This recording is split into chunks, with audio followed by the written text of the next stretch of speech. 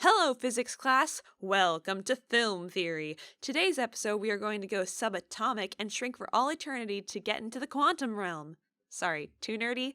The quantum realm is a place mentioned in many of the recent Marvel films, and spoiler alert, is a primary plot point of the biggest film of the franchise, Avengers Endgame. The quantum realm is meant to be a dimension which had yet to be explored, until the Wasp, also known as Janet Van Dyne, had gotten stuck in the quantum realm, and she was believed to have died by her husband Hank Pym, who was Ant-Man until he got Scott Lang to be Ant-Man, blah blah blah. In the film Ant-Man, they discuss how the quantum realm could only be accessed by shrinking between molecules and continuing to shrink as time would go on without you. It means that you would enter a quantum realm. What does that mean? It means that you would enter a reality where all concepts of time and space become irrelevant. Which seems like a pretty cool way to get started on developing time travel tech. After being introduced in Ant-Man, the quantum realm continued to show up in subsequent films and gets explored much more thoroughly in the sequel film titled Ant-Man and the Wasp.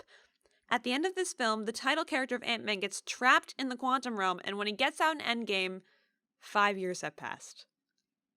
Realizing this and discovering that, spoiler, half the population had been wiped out by Thanos, he went to the Avengers to try to help them develop a time machine using the quantum realm. If the quantum realm was real, could using it as a time machine really work? My answer would be yes, seeing as the quantum realm resembles a wormhole in that it messes with space-time and bends the fabric of the universe, it can be assumed that the quantum realm would be a kind of universe in the center of a wormhole. Wormholes are tunnels through time created by two black holes, one made from negative energy and one made from positive energy, both coming from quantum fluctuations which are caused by the movement of objects in the universe. The only issue with this is that we all know you will die if you go near a black hole, so it seems like this can't be done in our universe, so let's momentarily step back into the MCU.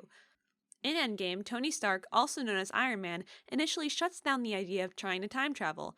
When approached, he says, "Quantum fluctuation messes with the Planck scale, which then triggers the Deutsch proposition. Can we agree on that?" Which goes directly over most viewers' heads. The Planck scale is the universe's minimum limit, and is beyond which the laws of physics can break, and the Deutsch proposition isn't real. David Deutsch is a British physicist at Oxford University and the author of The Fabric of Reality and The Beginning of Infinity, which just by the titles you can tell would dive deep into the very quantum mechanics that the quantum realm would hypothetically deal with. And he was very happy that his name was mentioned in a Marvel movie, but also had to admit that none of his current work was or is titled The Deutsch Proposition, making it meaningless. But from context, we can decipher what Tony is trying to say. If the Planck scale is the limit of the universe, then going past it is going to make things get really messed up for the main characters.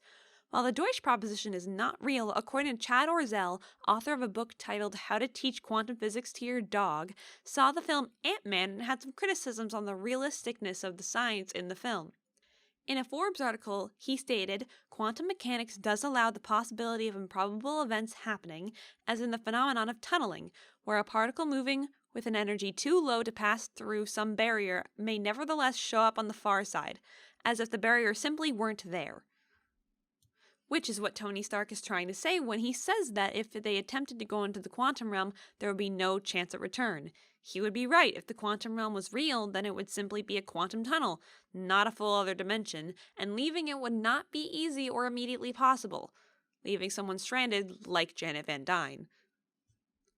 The interesting thing about the idea of time traveling through the quantum realm, though, is that in the film they have a much different look at time travel than previous sci-fi films dabbling in the subject. In most cases, when you travel to the past, then the things that happen while you are in the past then affect the future you are from when you return. But in the case of Avengers Endgame, if you travel to the past, that past becomes your future, and your former present becomes the past, which can't now be changed by your new future. This development makes the audience feel as if this is more accurate because of how they are saying how inaccurate the other movies are in saying how time travel works. But in reality, we don't know which way time travel would work, and we likely won't know for some time. Time travel is currently impossible, and as far as science knows, we don't have a quantum realm or microverse, so for now, Stark's time-space GPS will not be of use. Thank you.